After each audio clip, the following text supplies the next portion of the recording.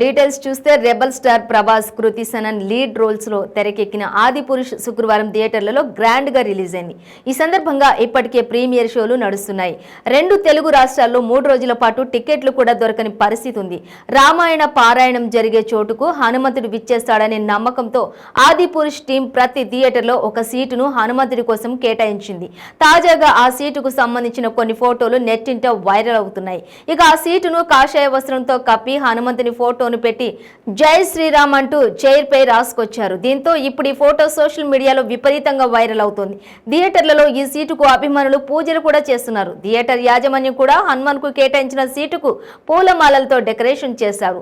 విజయవాడలోని శైలజ థియేటర్లో హనుమంతుని కోసం J1 సీటును కేటాయించారు. సినిమా ప్రదర్శన ఉన్నన్ని రోజులు ఆ టికెట్ అమ్మబడదని వారు తెలిపారు. అంతేకాకుండా సినిమా ఆడినన్ని రోజులు శైలజ థియేటర్లో శ్రీరామునికి పూజలు చేసేలా ఏర్పాట్లు చేశారు.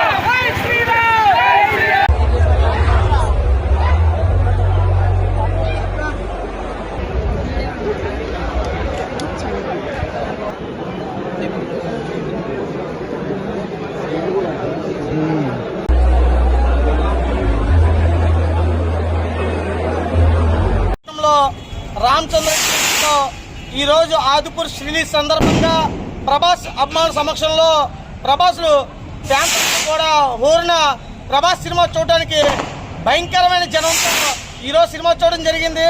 జై శ్రీరామ్ అనే నినాదంతో ముందుకు సాగుతూ ప్రభాస్ ఇంతకీ మంచి కుటుంబ చిత్రాలు చేయాలని ఇంతకు ముందుకి ఇంకా మంచి ప్రభాస్ ఇంకా మంచి చలనచిత్రాలు చేసి ప్రభాస్ అభిమానులందరూ కూడా ఊపిరి పోయాలని ఈ వేదిక ద్వారా విజ్ఞప్తి చేసుకుంటూ ఈరోజు రామచంద్ర థియేటర్లో కేక్ కట్ చేసి మందుగుండు సామాగ్రితో అత్యంత ఘనంగా ఈరోజు ఆదిపురుష్ ఘనంగా చిత్రం అనకాపల్లి వేయడం జరిగింది. చాలా సంతోషంగా ఈరోజు మీడియా సభ్యులు కూడా ఇక్కడ విచ్చేసి మమ్మల్ని ఎంతో ఉత్సాహపరిచేందుకు వాళ్ళందరూ కూడా ప్రత్యేకమైన ధన్యవాదాలు తెలుపుకుంటూ సెలవు తీసుకున్నాడు. అస్సలు సూట్ కాలే అన్న, అస్సలు సూట్ కాలే ప్రభాస్ రాముడి గెటప్లో. బాహుబలిలో ఒక రాజులా ఉంటాడు. అసలు ప్రభాస్ ఒక రాయల్టీ ఉంటుంది బాహుబలిలో.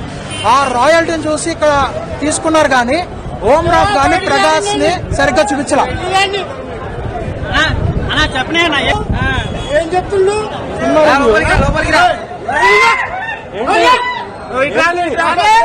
ఎందుకు రావాలి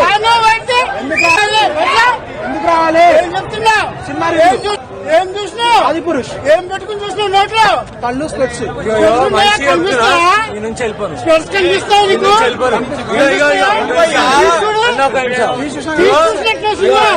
మంచి చెప్తే ఈ నుంచి వెళ్ళిపోను.